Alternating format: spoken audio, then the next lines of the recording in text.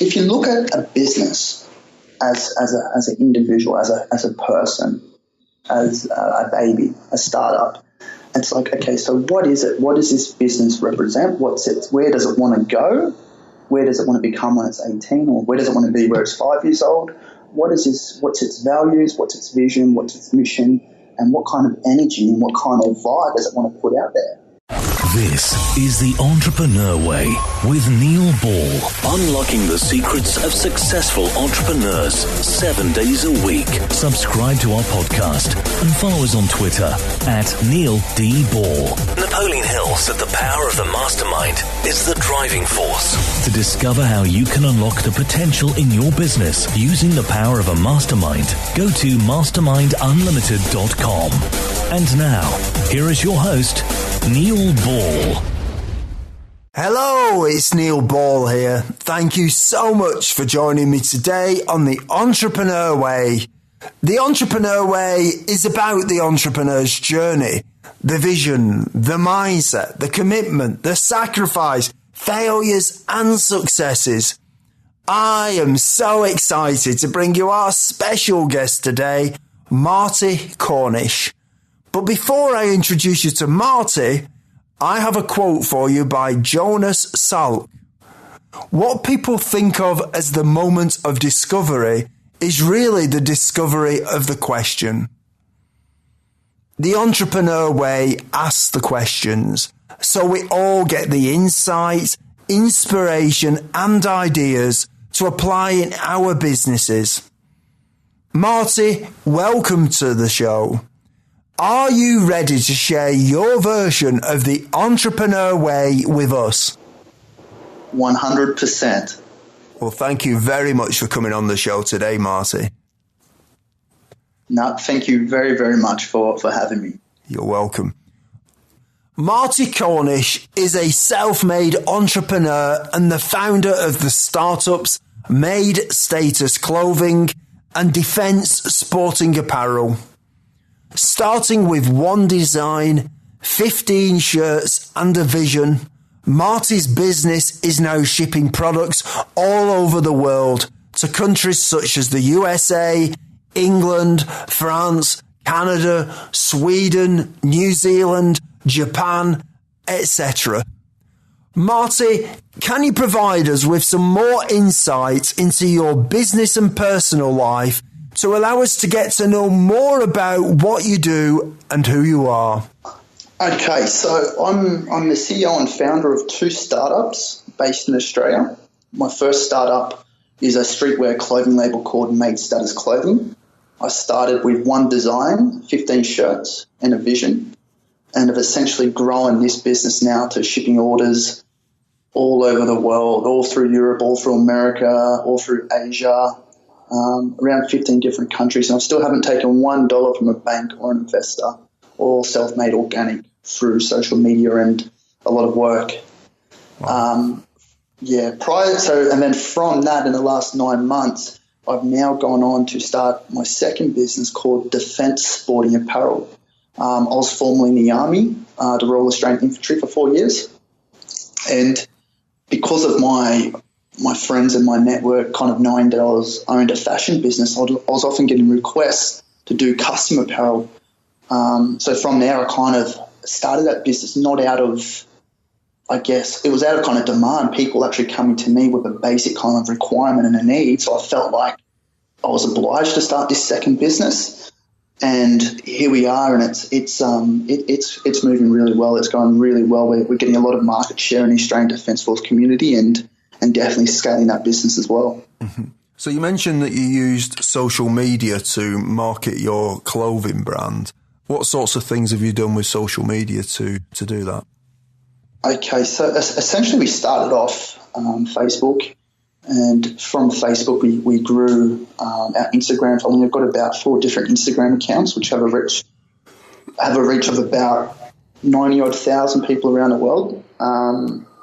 And from there, we've also kind of set up landing pages and grown databases.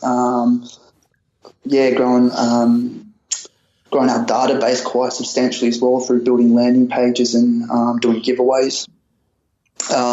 So Facebook advertising is really big for us at the moment. We're getting some really kind of great results through Facebook advertising, through Instagram, through direct mail. Plus, we've also actually set up private Facebook groups for our existing customers. Mm-hmm. So that way we've really kind of built that tribe, really built that community where people upload photos of them wearing their gear. It's like a little support network as well. We go there for daily inspiration. I even jump in there and do live video on Facebook. And also Snapchat's been really big for me. I've had some massive kind of results from using Snapchat, but bringing my Instagram following over onto my Snapchat.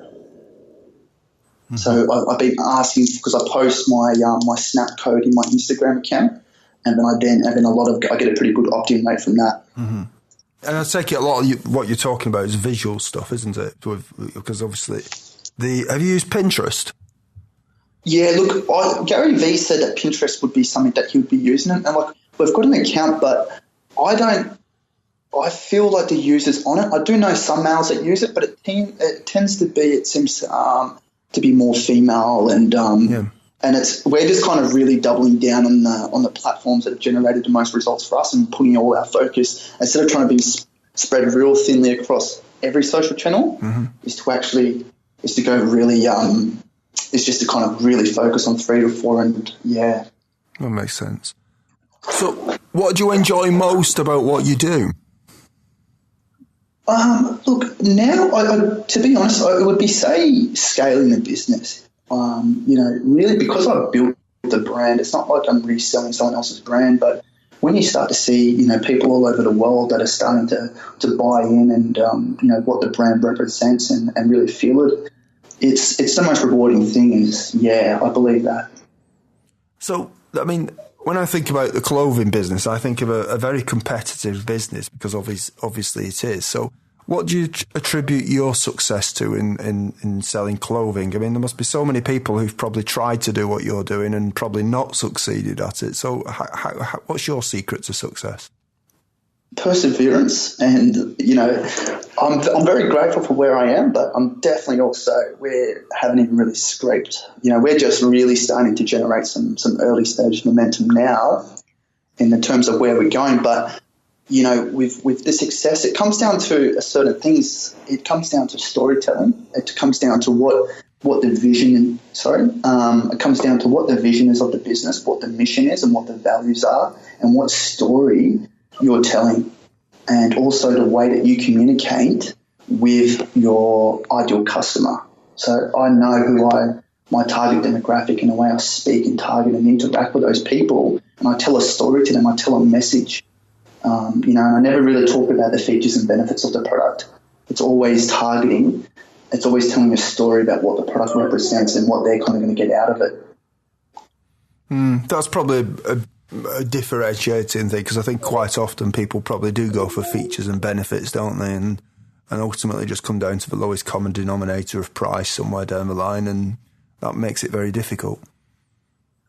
Yeah, and looking at the left side of the brain and the right, the analytical versus creative, ideally we want to be speaking to them in a language where we're communicating on that creative side and tapping into the emotional. So buying, when they're opting to buy a shirt, they're buying because of what it represents and the way it resonates with them, and what the values they get out of being a part of our movement and part of our culture. It's not about, hey, here's a $50 shirt. We want to build a lifelong relationship with this person. We want to inspire them, because our vision at Made Status is to be the number one inspirational streetwear movement in the world. So our value proposition is we want to inspire dream chasers all over the world. We want to add value to them. I want them to get more from me than what I get from them. Wow, what a great philosophy. So what is it that drives you, Marty?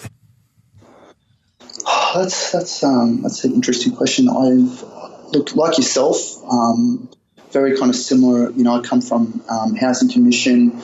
I started around the same kind of age as yourself, selling golf balls. I'd go to the local golf course. There was a lot of, where I grew up with my mum and my stepdad, there wasn't a lot of food in the cupboard. There was kind of a lot of drugs in the house. And on school holidays, I would often go to the local golf course and collect all the lost golf balls. Yeah, because where my housing commission house was, it was actually in like a middle class area, so there's quite a lot of middle class, decent income kids around where I was that had really nice Nikes and kind of comfortable living, and my house was, it was pretty average, and but even there was no furniture. But anyway, so I'd go to the local golf course, and then I'd find these lost golf balls, take them home, clean them, and then go back and then sell them to the local golfers for around $2 to $3, making, $50 a day as a 10-year-old. And I'd go reward myself and buy a Magnum Ego and just pretty much, yeah. So, mate, I've been kind of like this for, I felt like it was a matter of survival for me when I was a lot younger. Yeah. And then, like, I suppose also what's kind of come from me is, guys like Eminem, like, because I had a bit of a challenging upbringing, I could relate with guys like Eminem. And you look at a guy like Eminem, he really shouldn't have succeeded. Like, the guy was working in, I think, Burger King, taking out trash, and, then now has become obviously who he is. But it kind of it told me a story that you don't need a degree. You can become something in this world if you're willing to put in the work and persevere, and obviously have talent as well. And that kind of taught me and showed me, hey, you can do this in a way. Mm-hmm. So how do you relax when you're not working in your business? That's a good. So I don't know why that question makes people laugh. Oh, mate, I've just recently, I go down now and I really try and take some time out. And I can't recommend strongly enough, having that kind of away time from the computer. But I take my dog for a walk down in a really nice area in the water in Brisbane, and I be around. I see a lot of really nice, beautiful houses, and I really kind of, and I listen to an audio book, something that's really kind of some personal development. I go have a coffee and, just kind of disconnect from the computer and just kind of get back into being me. And I'll go to the gym and just clear my head. But I'm always kind of thinking about the mission and how I can be better, So dog walking, drinking coffee, and gym. And do you have any entrepreneurial role models? Yes, I would say Andy Frisella from Final Form and Gary Vaynerchuk from VaynerMedia. Marty, what I'd like to do now is just talk about the time before you were an entrepreneur. What difficulties did you have to overcome when you started your business? So I started Made Status, the concept for it, just before I got into the army, to the military. And, I wasn't in a very good personal position financially. I was facing a lot of adversity in my life. I was very lost with not very much direction, but always had the hustler kind of mentality and knew that I wanted more. So I decided to join the military to get direction and start to save up some capital. And in early stages, I went and used a relative to build my first website. And, they say never do business with family. That couldn't be more true, because that relationship ended up at the Department of Fair Trading and lost a couple $1,000, which in the grand scheme of things now isn't really massive. But my whole family thought that I was already going to quit. And no, my whole family never, ever, they all laughed at the idea when I told them I was going to start this business. I literally told them, and no one believed me at all. Wow. And it was. I remember the day I went down and told them. They were at the pub, and I said, "Look, I've got this idea," and like they kind of thought, "Oh, yeah, it's just another idea." And then then the website, Department of Fair Trading, and in the early days, none of your friends really kind of, no one seems to really take you that seriously. I believe at the start, a lot was kind of for me, and no one really gets it, and no one really takes you serious, and you spend a lot of time alone, and you kind of just it's those real early stages. So how did you deal with that? I mean, that, I suppose, lack of belief in you, because obviously if you're getting it from friends and you're getting it from family, that's quite a thing to overcome, isn't it? Yeah, but see, I think about this quite often, and I'm like, what was it that made me, keep persevering and want to do it? And I don't know if it was faith or I could, because it wasn't for the money, that's for sure. I don't know why I kept going. I really don't know. I believe it was faith, and I knew.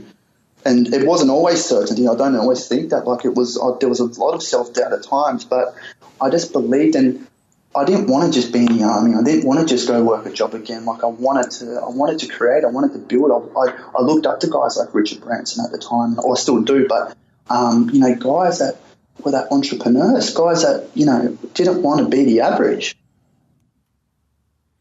I mean, it's from what you've said, I mean, it sounds like it's something that was always in you, though. I mean, that selling of the golf balls, I mean, I can think of similar things I did when I was a kid, and I don't think a lot of kids do that type of thing. So it's almost like it's genetic, isn't it? It's almost like it's built into you, and you're just not made to work for someone else. Maybe that's what it is, and you've just got this need to go out and find things and turn them into a business somehow. Yeah, and look, but it comes down to also, it's like I've always, because my family and we've never had a lot of money, and I've always seen people with really nice houses and cars, and I've always wanted to kind of break the cycle in my family and build a better life and break the cycle. So it's kind of like, well, how does someone accumulate? How does someone build something? How does someone accumulate, a nice house and build that life for themselves? So I guess it was those kind of the visions back then, which is kind of like, well, a standard job isn't probably going to lead me to my end result where I want to get to. Mm-hmm. And some people might think you've got to play golf. Yeah. But in saying that, on my mind, we're talking about, 12 years ago, 13 years ago, when I was kind of having these thoughts. I'm kind of, getting a house on the water isn't like it's going to be nice, but it's definitely not my end game anymore. I'm more fascinated with actually building something tangible. Yeah. And did you have any doubts that delayed you starting your business? Yeah, a lot of self-limiting beliefs, a lot of negative beliefs, a lot of caring what people thought about me. I was ashamed at the start. Well, not ashamed, but I was like, a lot of people go, oh, do you own a clothing business, or what do you do that for, or whatever, and you kind of like have that little voice in your head, and I'd say it like real quietly, like, oh yeah, it's nothing. I'd kind of talk it down, or, I was like, I was kind of very kind of humble about, and I never really kind of boasted about it as such, and I still don't. I definitely, I definitely don't go around boasting about what I do to people, yeah. So I believe, I still do. I think the toughest battle is the voice in the head, is that those limiting beliefs about how far we can go and what's realistic, and yeah. And what mistakes did you make that slowed your journey? Lots. If going back, I could definitely grow a business much faster now. I've done that with different. A number one thing is test the products, test the designs prior to launching. Don't just kind of put something out there, pre-test it before you scale it. Go to your community and go, hey, what do you guys think about this design? Get the feedback, and never make assumptions about the marketplace, because I might think it looks awesome, it's going to sell lots, but that's just my opinion. How I see things might be different to a different 100 people. So ask people, and then once you get the feedback from the data, then you can scale it. And I take it you use social media to do that. Yeah, well, that comes back to my private group, the trusted people who are let in. They're customers who have paid money for the products, so I know they buy in essentially to what the vision is, and then that's it's called the Made family. We've got a private group. It's secret, and that's who I give my whole insight, all my value. I do giveaways, and I just create value, as much value as I possibly can for them, to show appreciation. I suppose that's a pretty good way of doing it, actually, because I think a lot of people would probably just put it out to everybody on Facebook or that's following them, but to just go to the people who've actually bought off you, it's probably a better, gives you a better indication, doesn't it? Because those people are buyers; they're not just people who are tire kickers or lookers who never are going to buy it, or some of them will, but you never know which ones will and which ones won't. By filtering them like that sounds like a really good way of doing that. Yeah, and then it comes back to a book called The Lean Startup. Yeah. So instead of investing, say, $10,000 in the products before we've actually launched it, pre-test it. We're just doing a mock-up design on the template, and then pre-test it with your audience and go, hey, guys, this is what I'm thinking about producing. I appreciate your feedback. Just hit me straight. Is this shit or do you love it? And I just ask for everyone's honesty. I want their feedback. I want the truth. I don't care about them hurting my feelings. I'd rather my feelings get a little bit hurt. Not that they do, but instead of producing something they don't like, I'd rather produce something they want to wear, right? Mm-hmm. And then so once I've got the feedback and I've got it kind of proven, I'm like, okay, cool. All signs are looking good for this design. We go ahead, we produce an amount. And then once we know it's proven, then we scale down on that and then start to really scale that design. Well, it's a great way of doing that. So what are some of the things that you did before you started your business that would be helpful tips to some of the listeners who haven't yet taken the first step on the entrepreneur way? I would say be around, like okay, here's a good point. Go work at a clothing label. Go work. If you want to, whatever it is that you want to do, go work at the number one competition or number one person in that field. Learn how they do things, learn their systems, learn their processes, learn how they operate, how they think. Take it all in and then go do it your way, what you think you can do better. Learn the culture and understudy it all. Marty, what I'd like to do now is just talk about the entrepreneurial journey a little bit more with you. Is culture important from the beginning in a business? Culture sets the tone, it sets the standard, it sets the morale, it sets the energy, it sets the vibe. It sets the way that, you know, our staff interact with people. They're looking to me or to you as you're the leader. You're setting the example of the work ethic. You're setting the example of the culture. That's the DNA of the business. That's the heart of it. It's if you look at a business as an individual, as a person, as a baby, a startup, it's like, okay, so what is it? What does this business represent? Where does it want to go? Where does it want to become when it's 18, or where does it want to be where it's 5 years old? What's its values? What's its vision? What's its mission? And what kind of energy and what kind of vibe does it want to put out there? So how do you make sure that when you employ people, they're going to fit in with your culture? I'm a big believer, and this is from I've been studying a lot recently on the keys of leadership, and there's an audio book or a book called From Good to Great. I highly recommend it. It's pretty much studied some of the top companies in America on the stock exchange, and it digested the data about how they went from good to great, but then sustained that result for over 10 years of time. And it studied the keys of the leaders, of the CEOs, and what type of people they were. And they interviewed all the executives of everyone in the staff of those organizations. And it comes down to getting the right – it doesn't matter about having lots of people. It's about having the right people in your business, on your bus, who believe and want to go to the destination of where you want to be in 5 years. It's about getting the right people on board. Obviously, hiring based off, and I'm very straightforward in terms of like, I come across very authentic. I'm just me. I'm going, look, hey, this is me. This is who we are. This is where we're going. This is my personal values. This is my kind of expectations. This is where I'm taking the business. What's your personal goals? Where do you also want to be with your professional goals? And I want to find out who they are as much as I can. I don't really mind about the qualifications or anything like that. It's about, what they're made up of. What do they want to achieve? What are their needs? So then I can also help meet their personal needs plus the professional needs. Knowing what you know now, is there anything that if you'd known it when you started out would have helped you to shortcut the learning curve? Yeah, there's I don't feel it has to be that hard. I was saying this to my staff. I run a meeting with my staff every Monday morning, and it's essentially the 80% of that meeting is the tempo of me setting it's about setting the levels of inspiration and getting the guys kind of pumped up like a football team and ready for a big week. And essentially every team member is to come to that weekly action meeting on Monday morning with the 3 key things that are going to bring us closer to our 5-year mission.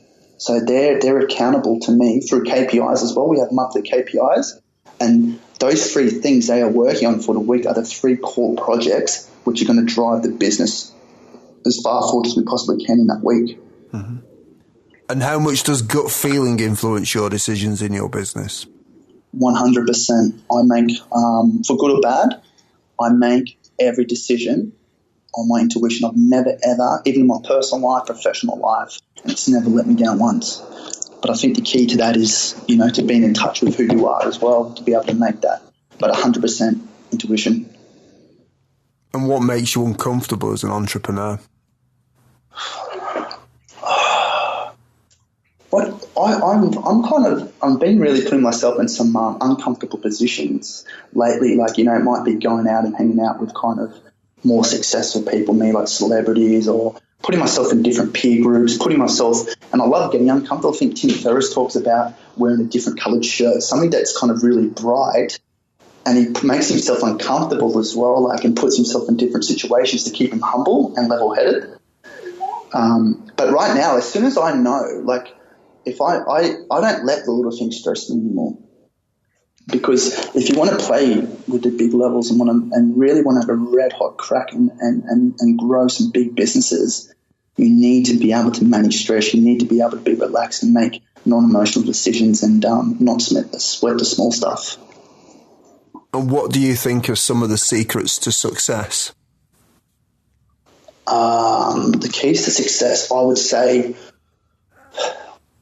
say perseverance. So it's work ethic. So you've got to work out where it is you want to go in 5 years' time. What's your vision? What's your mission? What's your goals? Where exactly is your destination? Where do you want to go? Once you've identified where it is that exactly you want to head, it's then also training your mind and doing a lot of personal development. I do a lot of meditation in the morning. I've got a morning routine where I prime myself before I begin my day. I spend about 2 hours before I actually sit behind a computer, doing meditation, writing down goals, planning, ready to execute on my day. And it's getting my mind right and having that belief and confidence that I can actually achieve that mission. I believe it's also, having that positive outlook, remaining positive, and having that belief, the self-belief of where you're going in 5 years. Life is made of constant change, whether we like it or not, and many people say that the only constant in life is change. Marty, how do you try to keep up with change? I'll give you an example. There's been times where, it's funny, things happened to me in the past, but now I've actually been able to leverage that and then make really good kind of income from those past experiences. But a year ago, when all this change was happening, it was like I was taking hits. But it's funny now, I've been able to leverage that and make money. The key is, I believe 50 Cent said, the analogy is, what is it? Turn shit into water. When shit happens, look for the opportunity in it. And there's always a lesson, even when you make a mistake. Look for the lesson in it, identify it, grow from it, and then make a strategy to never ever let it happen again. And what is your favourite book on entrepreneurialism, business, personal development, leadership, or motivation? And can you tell us why you have chosen it? Okay, I would have to say Think and Grow Rich by Napoleon Hill. I think the principles of the chapters in there, it talks about positive affirmations. It talks about having faith, about perseverance. It also talks about that any successful person is going to be tested and is going to be tested on quite a large basis to actually be seen, or to be tested to see how bad they really want what they want. Because it's only the strong that are going to survive, the ones that have really got the perseverance to see this thing through. Because that way you can kind of see who's kind of bullshitting, who's not, who's got half foot in and half foot out. The only way to win is to go all in. There's no other option, no backup plans, and to never ever give up until you get to that desired outcome. Everyone, when you have a busy life, listening to audiobooks is a great way to expand your knowledge in the time when you may be doing other things, such as driving or when you are at the gym. We have a special offer for you, a free audiobook of your choosing. To choose your free audiobook, go to www.freeaudiobookoffer.com. As long as you've not already signed up, then you will qualify. Marty, what I'd like to do now is fast forward and speculate about the future a little bit with you. What one thing would you do with your business if you knew that you could not fail? I would set up a massive commercial space in Manhattan, New York, paying crazy amounts of rent, overlooking a whole skyline, as a headquarter office ready to dominate and take on the world and scale this business that like it's never ever been done before. Wow. And what skill, if you were excellent at it, would help you the most to double your business? What skill? So it would be sales. How to scale, how to 10x a business, how to take it to $1 million, and then from $1 million to 10 million to 100 million in sales revenue. It's the results, it's the sales, that's the shit that matters. It's how it makes a business. It comes down to producing income and creating value and making the world a better place, and not just taking, but giving value and helping and inspiring people and being paid along the way. In 5 years from now, if a well-known business publication was publishing an article on your business after talking to your customers and suppliers, what would you like it to say? Marty walked his talk. He persevered. Even when they all doubted him, he walked his talk, and he's seen his through thing to the end. He's self-made. We are now at the part of the show where you share 3 golden nuggets with us.